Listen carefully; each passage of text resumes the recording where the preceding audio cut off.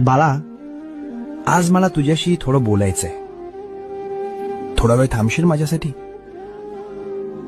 खूप धावतोयस रे तू, सुखाच्या मागे आणि पैशाच्या मागे. पण तरीही रोज रात्री उशीवर डोकं टेकवल्यावर तुला रिकामं का वाटतं? मला माहितीये, तू कोणाला सांगत नाहीस. तुला वाटतं तू एकटा पडलायस. अरे, ज्याच्या डोक्यावर साक्षात ब्रह्मांड नायकाचा हात आहे, तो एकटा कसा असू शकतो? लोक तुला सोडून गेले असतील, जाऊ दे त्यांना.